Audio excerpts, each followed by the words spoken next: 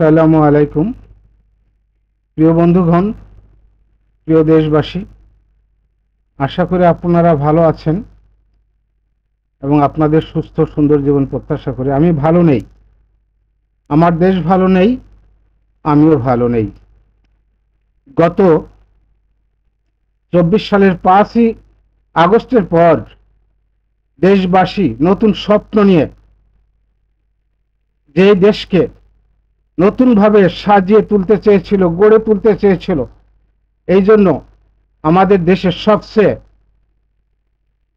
উচ্চশিক্ষিত, যিনি দেশে বিদেশে যার সুনাম, সেই ডক্টর মোহাম্মদ ইউনূস আমাদের শ্রদ্ধার পাত্র, সম্মানিত নোবেল বিজয়ী, বিশ্বজয়ী ব্যক্তিত্ব, তাকে ইন্টেরিয়াম সরকারের প্রধান উপদেষ্টা হিসেবে দায়িত্ব দেওয়া হয়েছিল। দেশবাসী আশায় আশান্বিত হয়েছিল। দেশবাসী এইবার একটি সুন্দর স্বপ্নময় দেশ, যেই দেশে থাকবে না কোনো ঘুষ, দুর্নীতি, চাঁদাবাজ, সন্ত্রাস। কিন্তু কি দেখলাম, এই সরকারের নীরবতায় মব সন্ত্রাস, চাঁদাবাজি, হত্যা, আগুনে পুড়িয়ে হত্যা, ব্যবসা প্রতিষ্ঠান দখল, ব্যাংক, বিমা লুটপাট, বিদেশে অর্থ পাচার সহ সবকিছু অনেক অনেক গুণ বেড়ে গেছে। দেশবাসী হতাশ হয়ে পড়েছে। এই সাম্প্রতিক কয়েকটি ঘটনা মানুষকে আরো বিগড়ে তুলেছে, তাদেরকে প্রতিবাদে মুখর করে তুলেছে। কেন? এইরকম দেশ তো চাইনি, এই কারণে তো আন্দোলন সংগঠিত হয়নি, এই কারণে তো সারা দেশের জনগণ ঐক্যবদ্ধভাবে বিগত দুর্নীতিগ্রস্ত সরকারকে এই দেশ থেকে বিতাড়িত করেনি।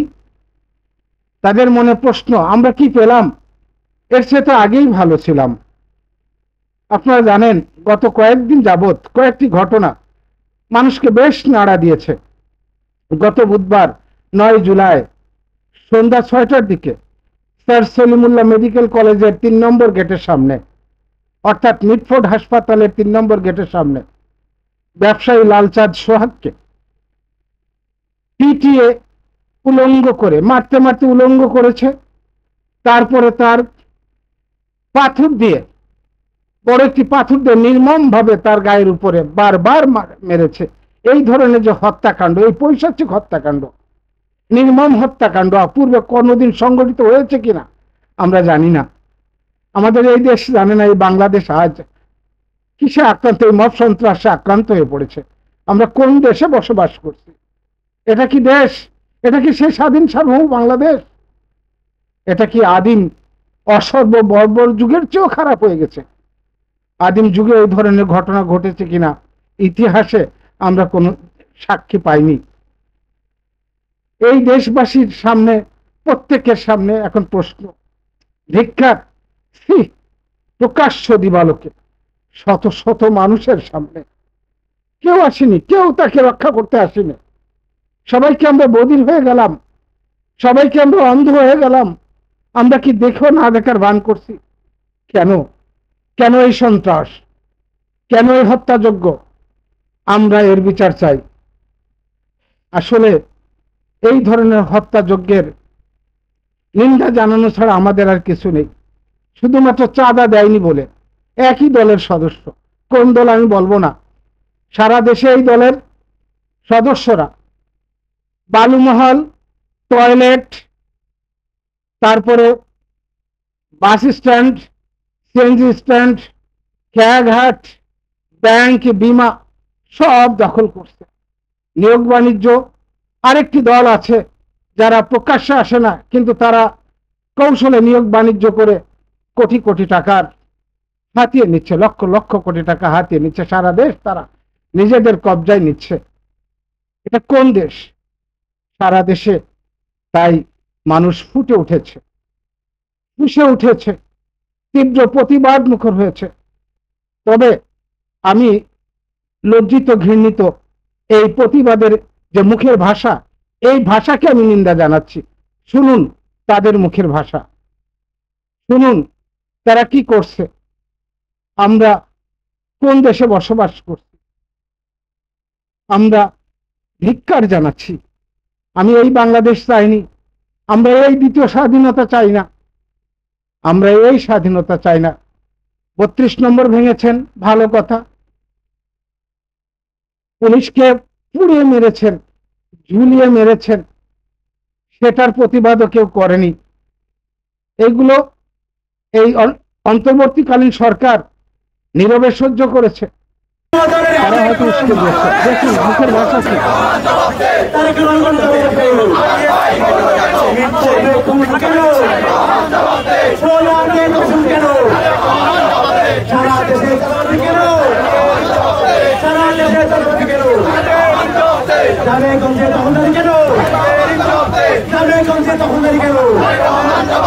হাতে বন্ধুরে চালাবাজি কেন? আমার দেশ অশান্ত কেন? আমার দেশ অশান্ত কেন? আমার দেশ যুব দলের অনেক গুণ, যুব দলের অনেক গুণ, যুব দলের অনেক গুণ, যুব দলের অনেক গুণ, পাথর মেরে মানুষ গুণ, যুব দলের অনেক গুণ, পাথর মেরে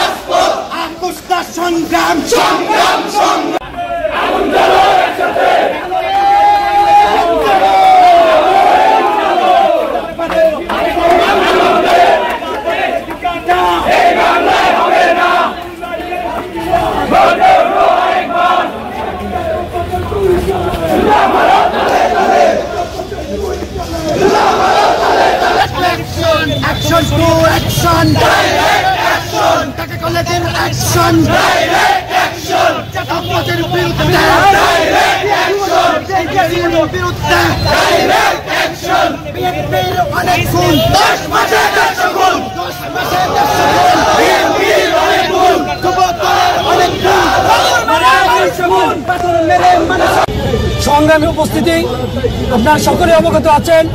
আজকে মিটফুডের সামনে যুবদল কর্তৃক আমার এক সাধারণ ভাইকে নির্মমভাবে পাথর ছুঁড়ে হত্যা করা হয়েছে। যেটা চাইনি যুগ কেউ হার মানায়। এত মানুষ থাকার পরেও কেউ প্রতিবাদ করতে আসে নাই, এই বয়ে তাকেও মৃত্যুর সম্মুখীন হতে হবে।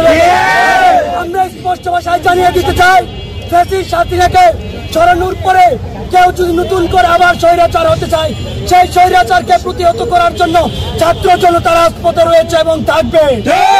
কেউ যদি মনে করে লন্ডনে বসে বাংলাদেশে সেই আগের ফ্যাসিস্ট কায়েম করবে, সেটা আমরা প্রতিহত করবো খুব শীঘ্রই।